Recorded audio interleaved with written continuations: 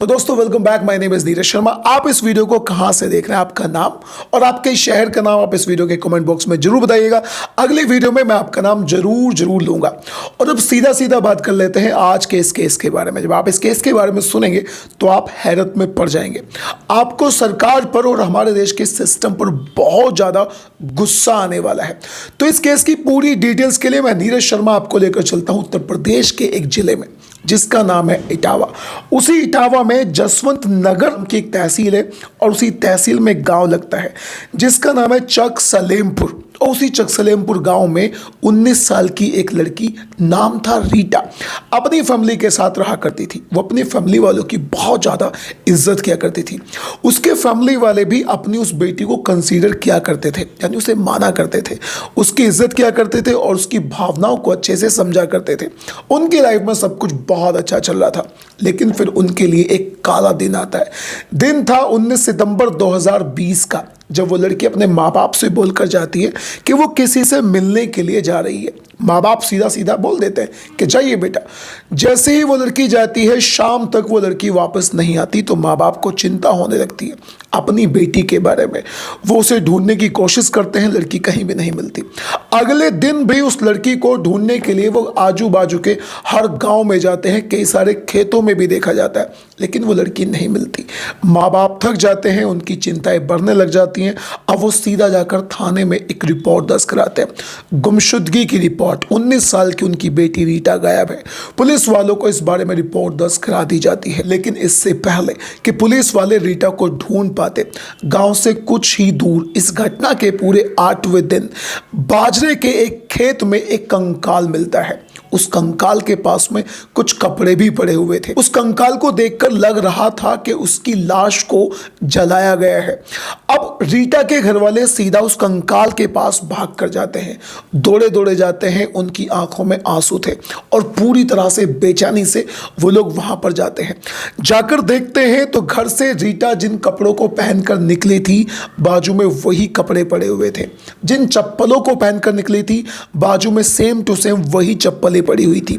लेकिन उसकी शक्ल को देखकर, उसके शरीर को देखकर बिल्कुल भी ये पहचान नहीं हो रही थी कि वो रीटा है। लेकिन फिर भी घर वालों ने उस डेड बॉडी की कंडीशन को देखकर पहचान लिया कि ये उनकी बेटी रीटा ही है। अब वहां पर रिपोर्ट होती है, पुलिस वाले आते हैं और पुलिस वालों से घर वाले सीधा सीधा बोलते हैं कि यही उनकी बेटी है। और मोहल्ले के एक आदमी पर जिसका नाम था राजकुमार, उस पर शक भी जताते हैं कि उनकी बेटी की ये कंडीशन उसी व्यक्ति ने करी होती है। लेकिन अब आप यहाँ पर पुलिस वालों का रोल देखिएगा। घर वालों ने लाश को पूरी तरह से पहचान लिया कि ये उन्हीं की बेटी की लाश है, लेकिन घर वालों ने इस लाश को पहचानने से इनकार कर दिया। घर वाले बोलते हैं कि जब तक फोरेंसिक लैब में अच्छे से जांच नहीं हो पाती, तब तक हम इस लड़की को ये स्वीकार नहीं करेंगे कि ये आप ही की बेटी है और जिस व्यक्ति का आप नाम ले रहे हो उसके खिलाफ कोई भी एक्शन नहीं होगा। इधर घर वालों की चिंता पूरी तरह से बढ़ी हुई थी। घर वालों को लग रहा था कि ये उन्हीं की बेटी है, वो मर चुकी है और अब उन्हें कैसे भी करके अपनी बेटी का अंतिम संस्कार करना है। उनका गुस्सा, उनकी बेचैनी बहुत ज़्यादा बढ़ती चली जाती है। लेकिन पुलिस वालों के सामने इस परिवार वालों की बिल्कुल भी नहीं चलती।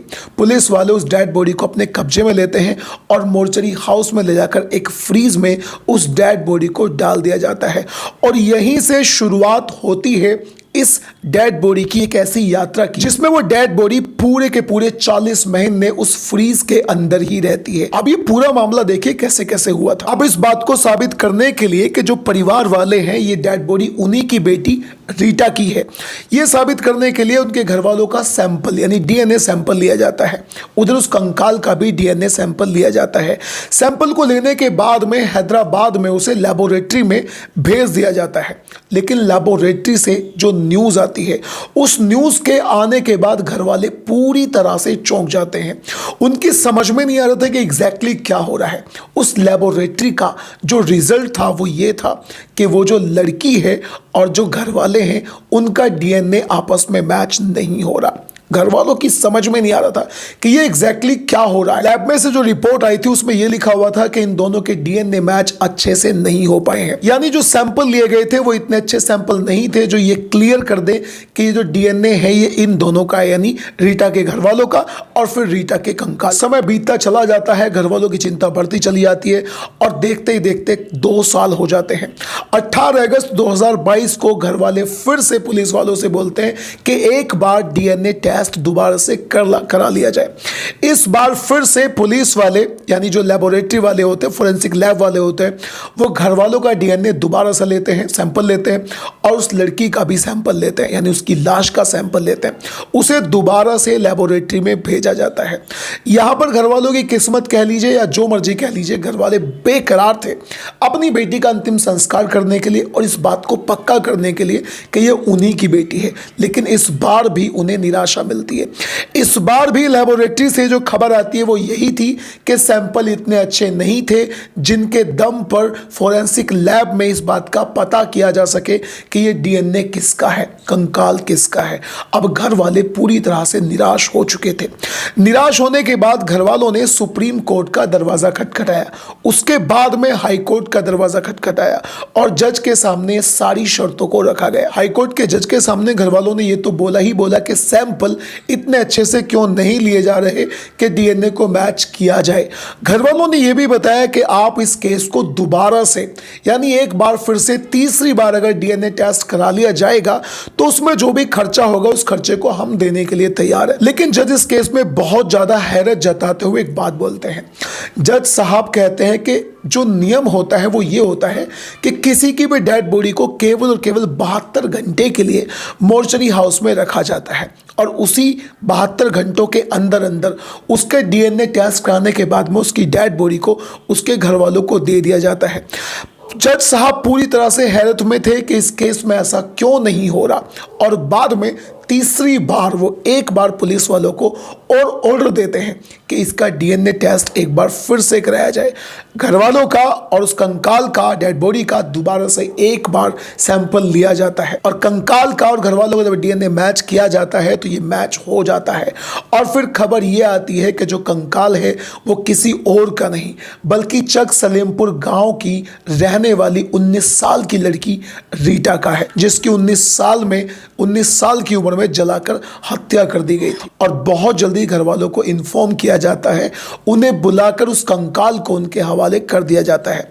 अब घर वाले कहीं ना कहीं खुश भी थे, उनकी आंखों में खुशी के आंसू थे। उनकी बेटी तो जा चुकी थी, लेकिन वो बेटी जिसकी डेथ अब से 3 साल पहले यानी पूरे 40 महीने पहले हो चुकी थी, उसकी लाश को या यूं कह लीजिए कि उसके कंकाल को दफनाने का काम अब वो पूरे 40 महीने बाद कर रहे थे।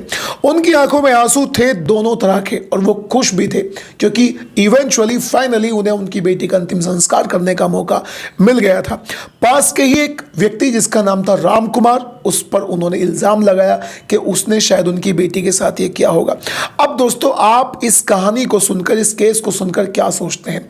यानी एक ऐसा केस जिसमें एक कंकाल को 40 महीने के लिए फ्रिज में रखा जाता है, मोर्चरी हाउस में रखा जाता है, जिसमें कि सरकार का नियम यह होता है कि केवल 72 घंटे के लिए आप उसे मोर्चरी हाउस में रख सकते हैं।